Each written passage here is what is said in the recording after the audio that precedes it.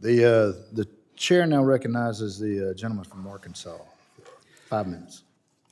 Thank you, Mr. Chair, and I thank the witness for being here today. And I do want to make a clarification here. The idea of valuing our natural assets, I don't think is a bad idea, and I think the U.S. is probably behind in that in creating standards. And my understanding is that some foreign entities, even China, are working on international standards that could be used against us, be used against products produced in America. And my first question is, where are we on, and I want to make the distinction between developing standards and using those standards in a nefarious way. So can you tell me where we are on the international stage as far as the U.S. leading on developing standards for valuing our natural assets? Thank you for the question.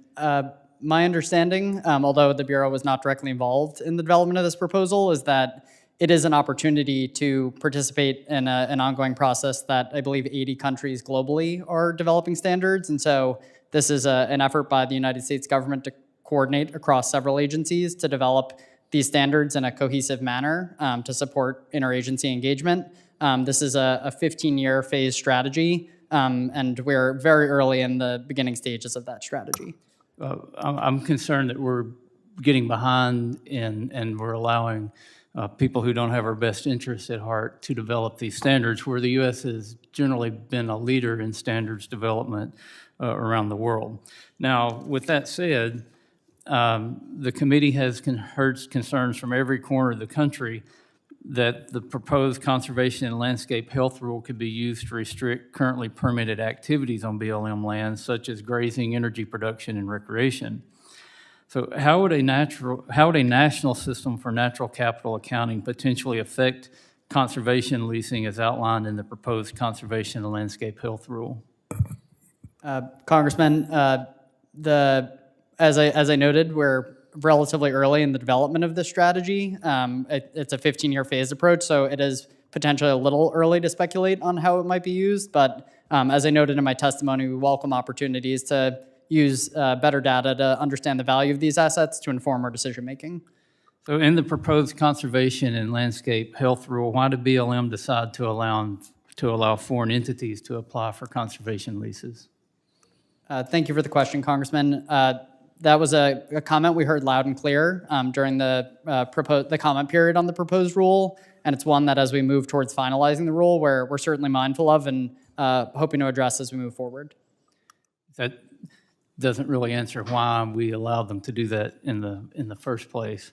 But in the interest of time, the poster behind me, which is taken from an April 2023 presentation from the Department of the Interior, outlines how natural capital accounting aligns and supports DOI and BLM priorities in the Biden administration, which, that being said, it's ironic with Ms. Hageman's questioning that BLM or DOI had no contact with the SEC or the New York Stock Exchange throughout this process. Can you explain how DOI and BLM will use natural capital accounting to advance your DEI and environmental justice goals?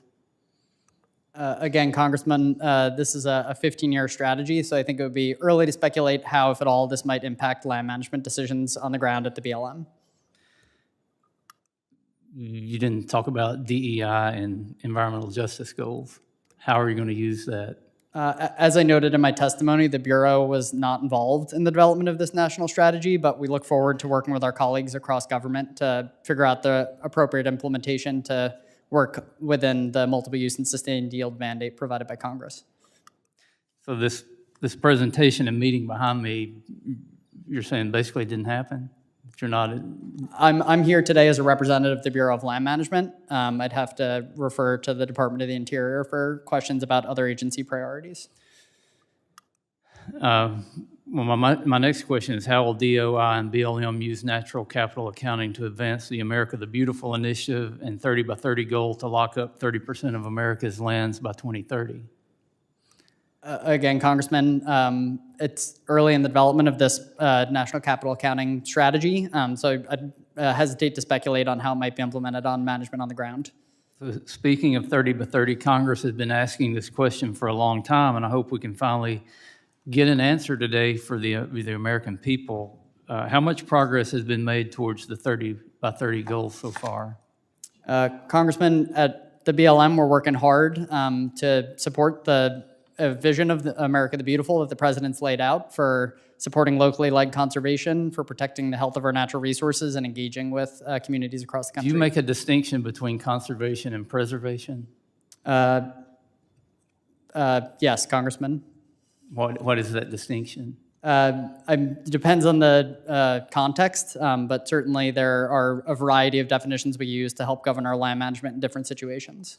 I've seen preservation cloaked as conservation many times, and I've got a real problem with that.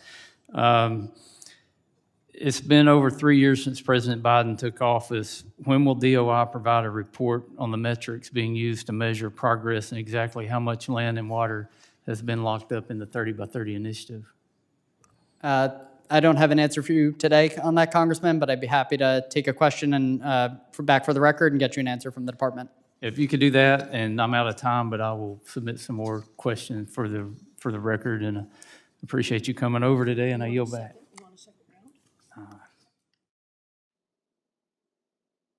All right. Thank you, Mr. Chairman.